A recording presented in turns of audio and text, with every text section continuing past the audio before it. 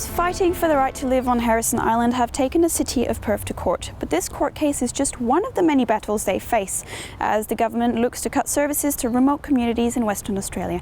This has many worried about their land rights. Today we're at the federal court seeking an injunction. Over the last years, 3 to 4 years, the police and Perth City Council together have come to Heirisson Island. The Aboriginal people call it Madagarab. Over this last winter, there was 9 raids in a row that were really inhumane, the treatment the Aboriginal people had to put up with. So we're coming today to seek an injunction against the state and against Perth City Council for their inhumane actions in Madagarab against the Aboriginal people. This is about human rights. This is about Aboriginal sacred sites. This is about white people seeing what's happening to their Aboriginal brothers and sisters. It's appalling. It's not just a story on the TV. It's appalling what's happening to human beings. This is not just happening at Madagarab, this is happening all over the state where they're planning on closing the communities. What do you have to say about this? Well, the forced closure of the communities, that in itself is not right. They're taking away people from their homelands, where their heritage, their identity, their culture has survived and lived for thousands of years. These people aren't just living there for the sake of living there. Their heritage, their culture, their ancestors, their dads and mums for generations have lived there, and they are pushing them off their communities into the towns and that, and we don't believe that is right, and not at all. And what's happening at Heirisson Island is the same. What sorts of tactics are they using to push people out of these communities at the moment? Well, up in the communities now, they're cutting all resources, water, power, everything. No one's to go in. Nothing government is to go into there. Funding, nothing at all. They're cutting everything from the people. To me, they set these communities up to fail. These communities that these people have lived on for generations, they should have been set up as like resorts and proper accommodation and that.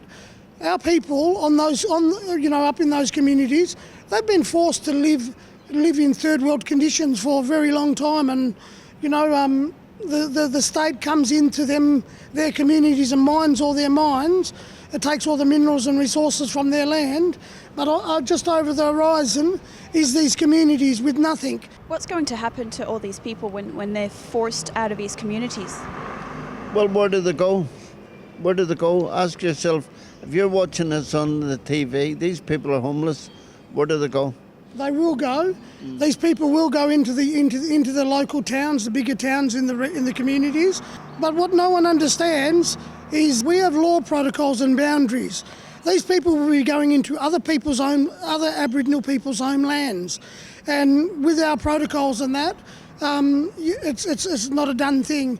You're not allowed to go into other people's land and live. We're talking about homeless people that are forced into a community where they don't belong. They don't belong spiritually and culturally. They have no connection to that country where they're forced into. Where do the people go? Only places I could see our people going to is into the prisons and into the children into care. It's heartbreaking to see these people. They have culture. They still practice culture. They still have their traditions. Everything that was smashed out of us upon invasion. What is your ideal solution here? The ideal solution is Aboriginal people should decide their own future. Madagarab or Heirisson Island is a sacred site. There is no harm to the community whatsoever if they're left alone to hold on to what is Aboriginal culture, which we as white people should be very proud of. In the last 3 to 4 years, 300 sacred sites have been deregistered in Western Australia. They're taking away everything about our identity, our culture, all our sacredness that lies within our land. They're ripping it away from us. The solution for all Aboriginal issues in Australia, I believe, is for our people to start administering our own Aboriginal affairs. For our people to have an Aboriginal man or woman as the Aboriginal Affairs Minister. It is so sad that we even stand here. For non-Indigenous people, such as the Federal Court, to be making these decisions. We are sovereign people. I don't know if the state and the federal governments understand we are sovereign. We have not ceded our sovereignty. We are the sovereign people, and places like this should not determine our existence, our heritage, our culture, our sacredness. It should not be happening. Decent white people in this community should get behind the Aboriginal people and say that their land rights is important. It is part of our future as all West Australians. Lucy Marchant for Undercurrent.